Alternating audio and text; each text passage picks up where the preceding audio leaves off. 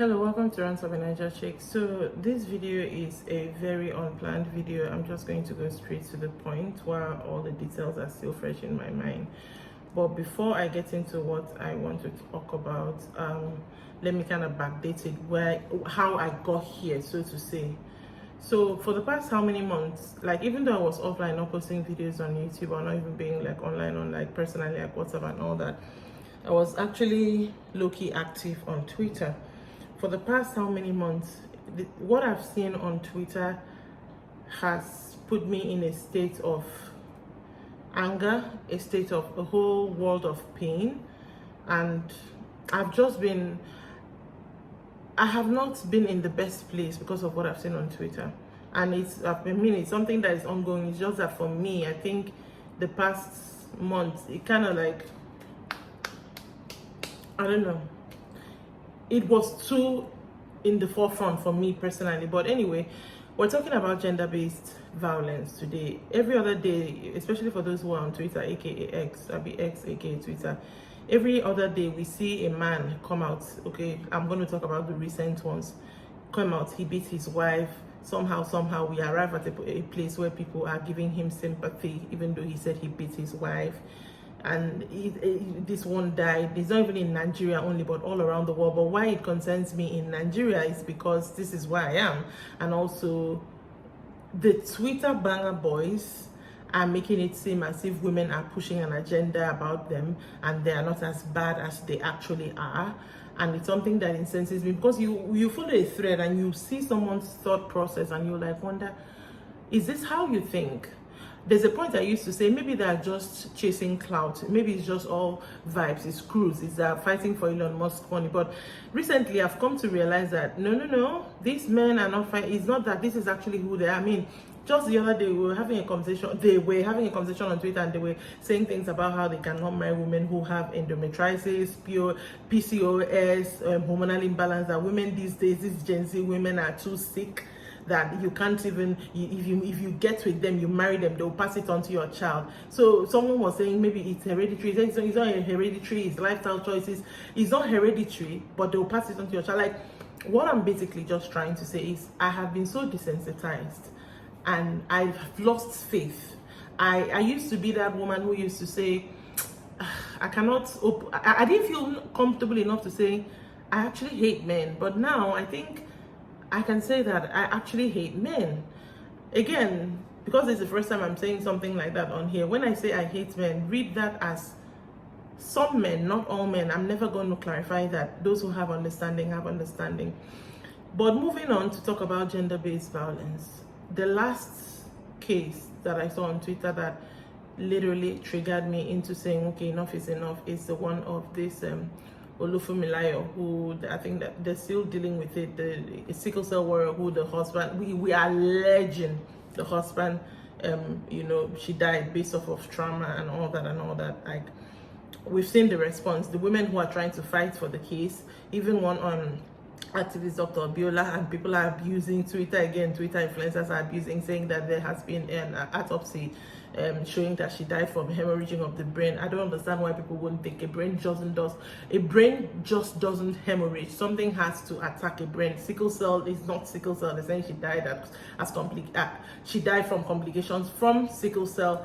What I'm trying to say is the ones who are bashing the activists, the ones who are bashing even the brother of the deceased, and the ones who are doing GoFundMe for the man, nobody's talking about the victim. The police who released the man on bail and then handed over the victim's phone to him, which is supposed to have been evidence. But that's not what this video is about for me. Hearing all that yesterday triggered me so much so that I was like, I'm tired. How can I be part of the solution? I mean, I have a talk show. We talk about these things every other day. We talk about it, it comes up, we talk about it. And I immediately sent a message to my co-host, because that was when today's Thursday. I don't know when I'm going to put this video out.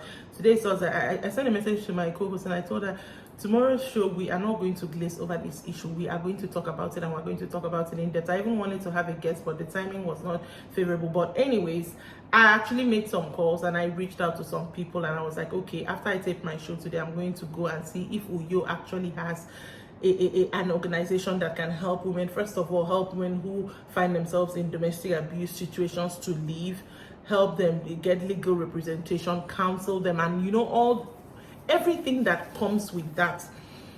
So in light of that, I am here to say that yes, Uyo apparently, not Uyo, Akwa Ibom State apparently is number 2 in the list of that fight. I mean, if you're on Twitter, you see how active the Lagos chapter is. Lagos is number 1 and Uyo, Akwa Ibom State is number 2. So I am going to leave the necessary information for now that I have. First of all, there is a gender-based violence hotline. I'm going to put it on the screen. There's a woman who is working tirelessly. I mean, I was so proud of what I saw the barrister Ete. She's heading that department right now, but she has been working with gender-based violence and everything it entails for the past 18 years. That's what she told me. Akwa Ibom State has 3 centers for sexual assault. 3 centers, 1 in Eket, 1 in Uyo, and 1 in Ikorekpene. They're also currently pushing, they also have let me call it like a branch in NAPTIP. We all know what NAPTIP is, trafficking of children and all that. And right now they're currently pushing out information to, get people aware to know if you see it happen, where to, report to and all that. I do not have all the information on that. I have a phone number for NAPTIP, you're their point person. I'm going to put it on the screen also. I think Mr. Achibong, I was told, I'm going to put it on the screen also. So for NAPTIP cases, in cases, where people are quote unquote picking house helps or whatever, and they're trafficking children, they're also having currently a push of, trying to create more awareness. So when I have more information on that, of course, I've asked her, she's free to come on Chat Circle so that, we talk. Chat Circle is my talk show, so that we talk more on it. I want to constantly have conversations around this as much as I can, because I personally am tired of feeling helpless in cases like this. So Akwa Ibom State also has a shelter here in Uyo where these women can go. She said initially they'll house them for 3 months, but if by 3 months they still can't find their feet, they can extend. She said initially they started out by just housing, but now they have a budget line, so they house and they feed. They have a skills acquisition center that has been able to empower over 500 survivors since its inception in September 2021. They also in their sexual assault centers, they have people, doctors, lawyers, anything you may need. So that is just the information I came to pass here today. And let's have these conversations. I know they're hard conversations. I have glossed over this entire what I just said because I really don't want to talk in depth. I've said a lot again today on Chat Circle. I've been talking personally. I'm actually drained right now, emotionally and mentally.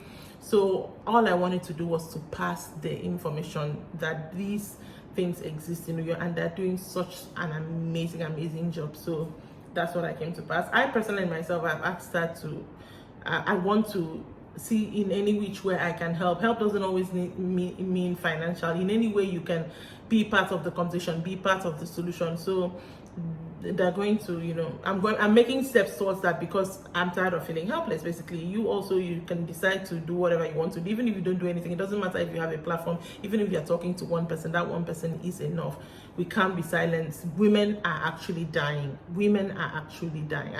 Last year, a man came out on his Instagram stories, Killer Boy, and said he killed his girlfriend. Till today, he's still walking and tweeting amongst us. All these things should make you angry. As for the men, nobody's pushing an agenda towards you.